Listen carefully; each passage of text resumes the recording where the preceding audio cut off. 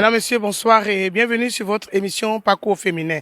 Chaque semaine, la chaîne citoyenne Électron Télévision vous permet de pouvoir suivre notre émission. Et aujourd'hui, nous venons rencontrer une femme tchadienne. C'est toujours de la femme qu'il s'agit. Une femme qui est dans le domaine de l'enseignement, mais qui a décidé de sortir de cet enseignement et d'aller aussi vers l'entrepreneuriat, qui est dans le domaine de la pâtisserie. Elle, on l'appelle Madame Trésor. Allons à sa rencontre.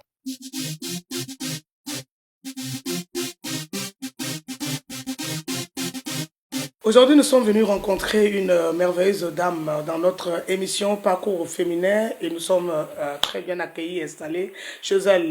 Madame Trésor, bonjour. Bonjour, Madame Philomène. Vous pouvez un peu nous parler de vous. Qui est Trésor? Trésor est une jeune dame tchadienne vivant à N'Djamena et enseignante au lycée technique et industriel de N'Djamena et aussi entrepreneur dans le domaine de la pâtisserie. Alors, est-ce que vous pouvez un peu nous parler de votre parcours, vos études primaires, secondaires? Où est-ce que vous l'avez fait avant que nous ne puissions donc venir sur votre parcours professionnel? J'ai commencé l'école primaire à Sarre. J'ai commencé mon CP1 là-bas à l'école Maïngara, l'école du centre de Maïngara. Après cela, on a affecté mon papa à Koumra et donc j'ai dû quitter ça pour venir à Koumra où j'ai commencé la classe de CE2 à Koumra.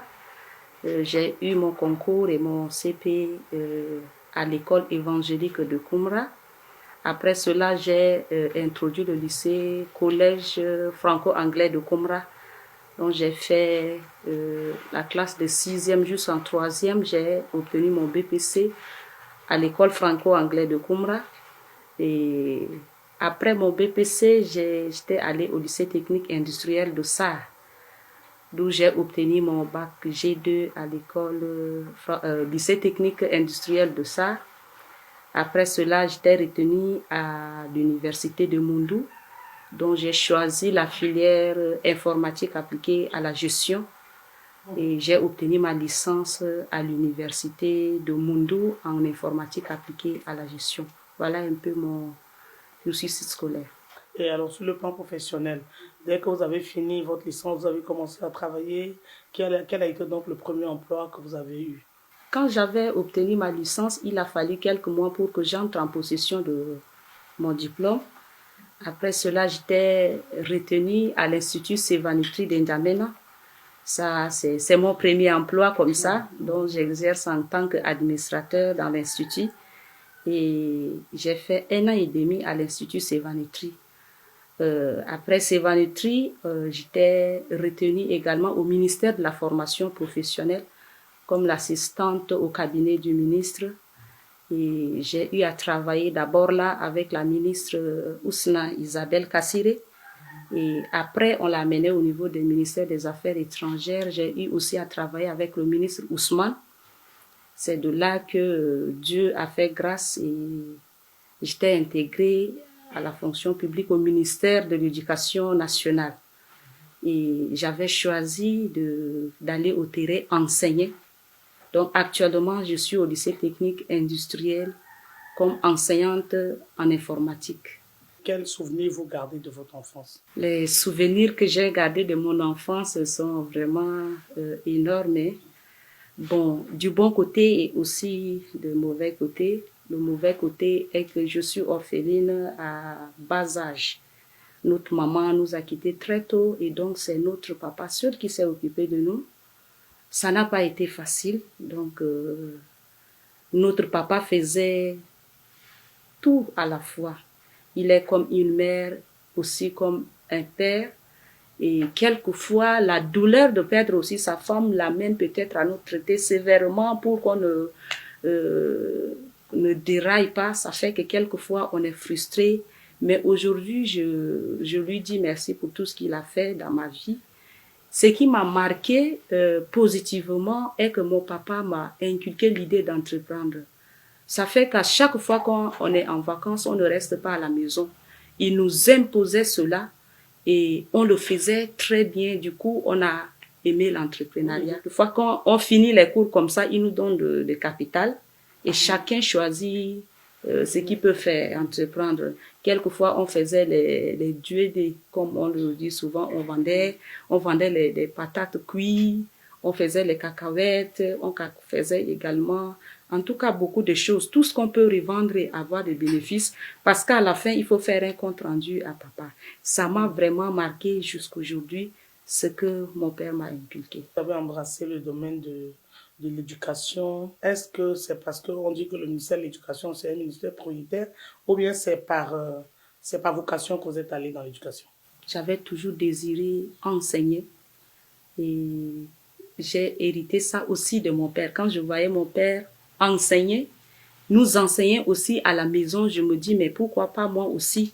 Je voudrais également transmettre le savoir, l'intelligence que les gens m'ont transmis à aussi ma génération, à mes cadets, aussi à mes enfants. Donc d'abord, c'est par vocation. J'ai toujours désiré enseigner, même si c'est pour un temps. Et bon, dans la vie, on dit que ce qu'on désire, ce qu'on aime, ça finit par se réaliser dans notre vie. Et voilà que je suis dans le métier aujourd'hui. Quelles sont les difficultés que vous rencontrez, surtout que vous êtes femme, hein? Vous êtes très jeune, vous tenez devant les élèves et puis vous présentez, je suis madame telle. Est-ce que c'est facile pour vous en tant que femme d'être dans ce domaine-là? Je peux dire que c'est un peu difficile. Comme vous venez de le dire, en tant qu'une jeune dame devant les élèves qui sont peut-être des gaillards, des garçons qui se connaissent déjà, c'est pas facile. Il y en a qui partent jusqu'à me demander mon numéro pour me draguer et tout ça. Donc, ça n'a pas été facile. Quelquefois, certains ne veulent pas t'écouter parce que tu es seulement une femme et presque à leur âge également. Donc, voilà les difficultés que je rencontre, surtout avec les garçons. Est-ce que vous pouvez un peu nous parler de ce que vous faites dans ce domaine de la pâtisserie? La pâtisserie, je peux dire que j'ai commencé à aimer la pâtisserie sans connaître ce qu'on appelle même la pâtisserie. J'aime faire les gâteaux de manière à la grand-mère, comme on le dit, simplement. Mais quand je voyais des gâteaux décorés et tout ça, j'aimais le faire. C'est comme ça que cette idée, cette ambition est restée en moi et arrivée à un certain stade de ma vie. Je me dis, mais pourquoi pas chercher à connaître comment faire des gâteaux de manière professionnelle et tout ça. Et je me suis lancée dans la formation, j'ai suivi la formation. Et du coup, ça a pris. Comme c'est quelque chose que j'aime déjà, je me suis donnée et voilà que je réalise facilement les gâteaux aujourd'hui.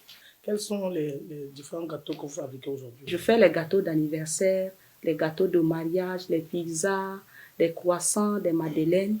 Et voilà ce que je fais. Alors, vous avez une entreprise ou bien vous exercez à la maison? L'entreprise est actuellement virtuelle, je peux le dire. Pourquoi? Parce que beaucoup plus je fais des ventes en ligne. Si vous pouvez parcourir Facebook, Periseya, c'est ça mon entreprise. Et je travaille à la maison. C'est à la maison que je travaille, je réalise mes gâteaux et tout ça parce que pour le moment, aller louer une boutique, faire asseoir les choses normalement, je suis encore limitée par les moyens, mais quand même c'est dans le projet. Vous avez assez de commandes ou bien il arrive des périodes où vous n'en avez tout surtout pas? Il y a des périodes où les commandes viennent énormément, il y a des périodes où il n'y a pas aussi des commandes. Quelquefois, il y a certaines semaines où je ne fais pratiquement pas de gâteaux. Il y a des fois où par jour, je peux recevoir 4, 5, 6, même 10 gâteaux à faire. Comment vous arrivez à concilier les deux? Parce que vous êtes enseignant et on sait ce que l'enseignement vaut. Ça demande tout le temps à se recycler, ça demande beaucoup de travail et vous avez choisi aussi parallèlement de faire de la pâtisserie. Comment vous arrivez à concilier les deux? Je peux dire que c'est vraiment difficile, mais c'est un sacrifice. Je peux passer des nuits sans dormir pour pouvoir satisfaire mes clients. Je suis au travail en journée. Si les commandes, par exemple demain, je commence à les travailler aujourd'hui nuit. Donc toute la nuit, je me sacrifie, je travaille pour mettre au frais et le matin, je livre à mes clients. Donc quelquefois, ce sont des sacrifices, des nuits blanches et je me prive de certaines choses, de beaucoup de choses d'ailleurs. Si vous avez par exemple cours le lendemain à 7 heures et que vous veillez toute la nuit pour travailler, le matin vous devez arriver à l'école, vous devez enseigner, est-ce que ça ne joue pas un peu sur votre performance? Je fais de mon mieux pour ne pas somnoler devant les élèves. Comme je l'ai dit tout à l'heure, ce sont des sacrifices et donc c'est un prix à payer. Donc je fais de mon mieux pour ne vraiment pas me laisser dominée par le sommeil ou somnolée devant les élèves. Très souvent, la plupart des femmes n'aiment pas trop le domaine de l'informatique. Vous, qu'est-ce qui vous a passionné à ce que vous puissiez, mais qu'est-ce qui vous a amené à vouloir faire l'informatique? D'abord, je suis une personne de très ambitieuse et je me dis souvent dans la vie, même quand j'étais petite, que ce que l'homme fait, la femme également peut le faire. Et donc, aller faire l'informatique ne m'a pas fait peur. Quand j'étais déjà entrée à l'université, il y a certaines amies qui me disent, mais là-bas, là, c'est pour les hommes.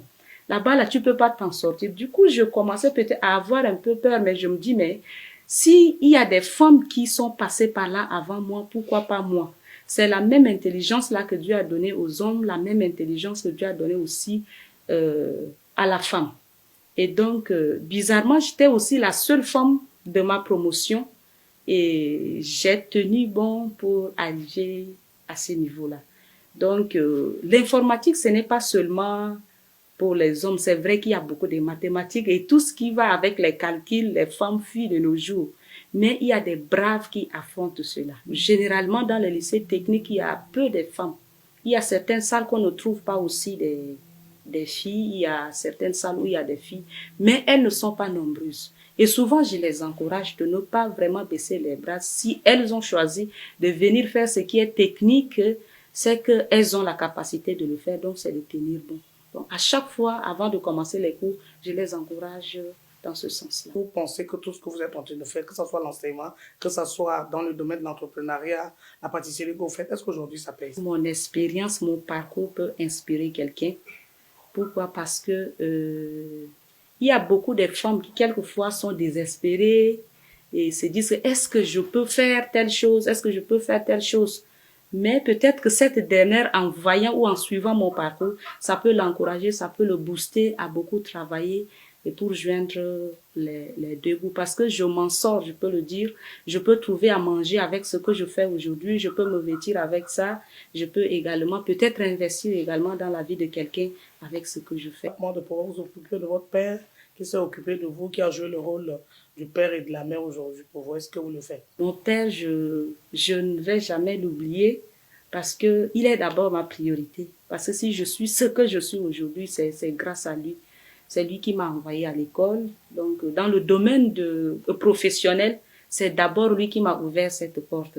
Dans le domaine aussi de l'entrepreneuriat, c'est lui qui m'a inculqué également cette valeur-là. Donc, je ne peux pas vraiment l'oublier. Même si c'est dur comme comment, c'est de penser à lui et penser également à mes cadets, je peux le dire. La deuxième partie de cette émission, c'est des témoignages. Nous avons tendu notre micro à quelques personnes qui vous connaissent, qui ont donc parlé un peu de vous, qui est Trésor. Alors, suivons ensemble ces témoignages. Je peux dire, en dehors de la qualité de ces services qui sont excellentes, je peux aussi mentionner ses capacités à pouvoir se sacrifier, même si les commandes et des demandes pour ses besoins soient faites dans un bref délai ou bien avec un retard. Elle est toujours prête à pouvoir satisfaire sa clientèle. Elle m'inspire l'audacité.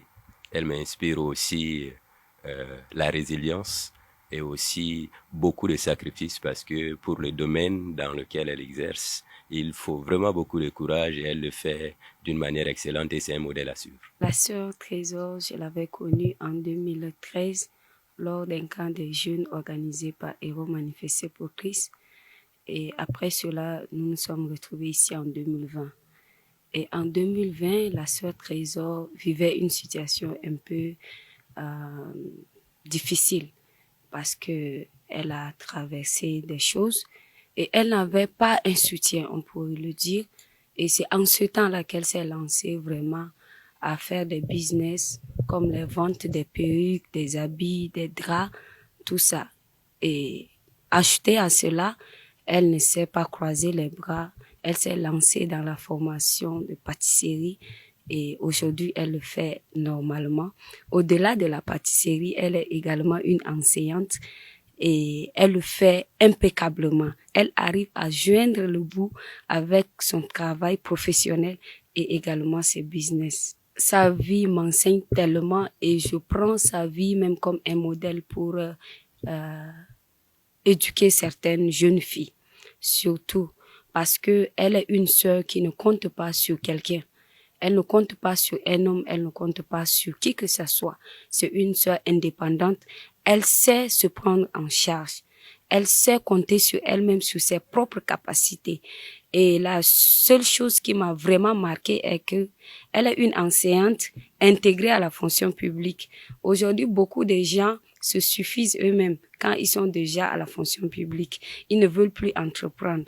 Mais au-delà de cela, elle entreprend, elle fait des choses, quand bien même que parfois ça part en dents les scies, mais elle n'abandonne pas. Elle continue et c'est ce qui m'a vraiment touchée dans la vie de cette sœur. Oui, Madame Trésor, nous venons de suivre ensemble avec vous les témoignages des personnes qui sont proches de vous, qui ont dit ce que vous êtes, ce que vous représentez pour eux, qu'est-ce que vous leur inspirez, tout ça. Qu'est-ce que ces témoignages, en écoutant cela, qu'est-ce que cela vous fait, quoi? Je suis émue parce que tout ce qu'ils ont dit n'est pas faux. Ce sont des personnes qui m'ont côtoyée et qui me connaissent à peu près, même s'ils n'ont pas dit tout de moi. C'est l'essentiel qu'ils ont fait ressortir de moi. D'abord, le frère, surtout du domaine de la pâtisserie, c'est quelqu'un qui a goûté mon gâteau. Ce qu'ils ont dit n'est pas faux. Et par rapport au témoignage de ma sœur Bénédicte, c'est ce qui m'a aussi beaucoup touchée quand elle a dit que j'ai traversé des moments très difficiles de ma vie. J'ai traversé des moments, des pleurs, des grincements des dents, où je me suis dit que tout est fini. Et aujourd'hui, quand je reste, je vois ce parcours, je me dis, mais Dieu est merveilleux et le plan, le destin, la destinée d'un homme est entre la main de Dieu. Je pouvais abandonner pendant ce temps, je pouvais me lancer dans la prostitution, je pouvais faire ce que beaucoup font de manière louche pour s'en sortir. Mais pendant ce temps, Dieu a mis des gens qu'il le faut à mes côtés. Et ici, je voudrais également honorer le docteur Djangbay Suris, qui a été véritablement un soutien pour moi. Il m'encourageait à me battre. Et c'est en ce moment que j'ai commencé à véritablement me lancer dans le commerce. Ça, c'est quand je n'avais pas encore de travail. J'ai commencé à faire frire des patates, faire des gâteaux, aller dans les écoles, vendre, chose qui n'est pas facile et que beaucoup de jeunes filles diplômées de nos jours ne veulent pas le faire. Mais je le faisais tout en espérant qu'un jour, la porte va s'ouvrir. Et donc, si vraiment elle dit qu'elle a appris beaucoup de choses de moi, c'est la vérité. Votre père a joué donc un rôle de père et de mère, d'éducateur. Et aujourd'hui, vous avez réussi dans la vie. Quel message auriez-vous aujourd'hui à adresser, surtout à ces hommes qui sont seuls? Et parce qu'on pense que la femme a le monopole de l'éducation. Mais il y a des hommes aussi, parmi lesquels votre père a été un homme qui vous a éduqué seul, mais qui vous a transmis les valeurs. Est-ce qu'aujourd'hui, vous avez un mot adressé d'abord à votre père et puis à tous ces hommes qui sont seuls, qui éduquent leurs enfants? Surtout à mon père, je dis merci et je ne cesse d'être reconnaissante envers lui. Je suis le fruit de son investissement dans chaque domaine de ma vie, que ce soit éducatif, dans l'entrepreneuriat, que ce soit du côté religieux et tout, je suis son fruit. Et je voudrais véritablement l'honorer ici et que Dieu lui donne beaucoup des années sur terre pour que même si je ne sois pas à mesure de lui rembourser, non, pas rembourser, mais lui faire également du bien comme... oui, c'est qu'il soit en vie pour qu'en le voyant, ça me soulage vraiment. Mon papa a été vraiment cet homme fort que je me dis, rare des hommes peuvent faire ce qu'il a fait. Quand notre maman était partie, papa s'est privé des femmes. Je n'ai jamais vu mon père prendre une femme amenée à la maison juste pour s'amuser avec elle. Notre papa n'a jamais fait ça. Il s'est juste concentré sur nous. Des années, jusqu'à ce qu'on ait d'abord notre BPC avant qu'il ne se remarie. Chose que beaucoup des hommes ne font pas de nos jours. Juste après le décès de leur femme, ils peuvent se remarier, mais jusqu'au point où nous-mêmes on encourageait notre papa à se remettre avec une autre femme. Pendant ce temps, il a fait tellement de choses. À la cuisine, il nous apprenait à comment préparer. Je me rappelle encore quand on avait nos premières règles, c'est lui qui était là et puis nous donnait des orientations. En fait, il faisait tout pour nous. Donc, ça fait qu'on ne se sentait pas vraiment orpheline comme il le faut. Il est là dans des petits besoins, dans des petits conseils, des plats qu'on ne connaissait pas préparer. On a appris ça de notre père. Donc, vraiment, l'éducation d'un enfant ne dépend pas seulement de la femme, mais ce que la femme fait, l'homme également peut le faire. Donc, il y a certains hommes que quand je vois aujourd'hui, ils sortent, ils s'en vont, ils laissent seulement madame à la maison. Mais je me pose la question si, bon, on ne le souhaite pas, mais si un jour la femme n'est pas là, peut-être en voyage ou bien un cas de décès, est-ce qu'ils pourront tenir comme mon père l'a fait? Donc vraiment, je vais honorer mon père ici pour tout ce qu'il a fait dans ma vie, pour des valeurs qu'il m'a inculquées. Et aujourd'hui, je suis fière de mon père. Quel message auriez-vous adressé, Madame Trésor, à ces femmes pendant que vous regardez votre caméra, adressé à la femme tchadienne, surtout parce que aujourd'hui, les gens travaillent juste pour être intégrés à la fonction publique, et puis basta, on attend la fin du mois pour prendre l'argent, puis ça finit. Quel message avez-vous adressé, surtout à la gente féminine? Le message que je voudrais adresser à ces femmes-là, je suis aussi à la fonction publique, je connais, même si c'est pas beaucoup de choses, ce qui se passe là-bas. La fonction publique, l'argent qu'on gagne là-bas, là, moi, à mon niveau, je me dis que ça ne me permet pas même de me prendre en charge du 1er au 31. C'est pourquoi je me bats, je fais des petits commerces pour également essayer de joindre les deux bouts. La question n'est pas de rester là et attendre la fonction publique, non. La fonction publique ne peut pas également prendre toute la jeunesse ou bien tout Tchadien en compte. Mais entreprendre, déjà quand tu commences à entreprendre, tu es indépendant. Tu peux sortir comme tu veux, tu peux faire ce que tu veux, tu peux te reposer comme tu veux, tu peux travailler comme tu peux également. Mais déjà quand tu es à la fonction publique, il y a des obligations qui sont là et tout. Je n'ai pas dit que c'est mauvais, mais c'est de chercher à avoir cette idée, cette pensée d'être libéral dans la vie et ça va être beaucoup mieux. Essayons de comparer la vie de certaines personnes, de certains entrepreneurs et de certains fonctionnaires. C'est deux choses différentes en termes même de finances, en termes de matériel, en termes de la gestion de soi, de son temps. C'est deux choses différentes. Donc, ce n'est pas de rester là, croiser les bras et attendre la fonction publique. Battez-vous, commencez à entreprendre dans des petites choses et vous allez voir que vous allez du coup oublier la fonction publique. Voilà un peu le message que j'ai à adresser et particulièrement à ces femmes qui sont là, qui attendent la fonction publique sans rien faire. Dans le domaine de la pâtisserie, est-ce que vous avez des projets? Est-ce que vous voulez toujours continuer à exercer à la maison? Dans le domaine de la pâtisserie, j'ai beaucoup de projets en fait. Et pour le moment, ce sont les moyens qui me limitent juste. Mon désir n'est pas de continuer à travailler à la maison, mais d'ouvrir une petite pâtisserie, que ce soit dans mon quartier ou dans un autre quartier et exercer. Mais pour le moment, je suis encore limitée par des moyens financiers, moyens matériels et tout ça. C'est pour cette raison que j'exerce encore à la maison.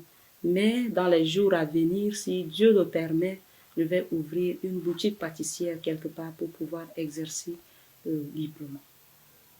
Quel est donc votre message de fin que vous aurez donc à adresser à nos téléspectateurs qui sont fidèles à l'émission Parcours Féminin? Comme vous le voyez, je suis touchée. Cette émission, ce n'est pas seulement pour quelques femmes, une catégorie des femmes seulement, mais c'est pour toutes les femmes tchadiennes qui exercent dans un domaine que ce soit professionnellement, que ce soit dans le domaine de l'entrepreneuriat. Continuez à suivre cette émission. Je pense que vous allez tirer beaucoup de leçons, vous allez apprendre beaucoup de choses de cette émission.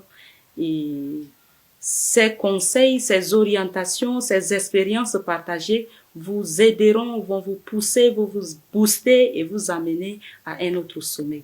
Voilà mon message de fin que je voudrais adresser à toute femme ou à toute personne qui suit l'émission Parcours Féminin. Merci, Madame Trésor. Merci aussi à tous nos téléspectateurs, les internautes. Aujourd'hui, nous sommes venus rencontrer cette dame pour avoir son parcours. Elle est donc enseignante, elle enseigne, elle fait aussi de l'entrepreneuriat. Elle est dans le domaine de l'entrepreneuriat. C'est pour dire qu'aujourd'hui, on ne peut pas seulement se limiter parce on est intégré à la fonction publique. Mais au-delà de la fonction publique, nous voulons encourager la femme tchadienne à aller vers l'entrepreneuriat parce que la femme peut avoir au moins 7 sources de revenus. Et c'est possible de le faire. Alors nous vous encourageons, si vous êtes dans le domaine de l'entrepreneuriat, si vous avez un parcours et que vous voulez qu'Electron vienne à votre rencontre pour que nous puissions aussi parler de vous, vous pouvez donc nous contacter au niveau de Electron Télévision et c'est avec plaisir que nous allons venir vers vous. Merci.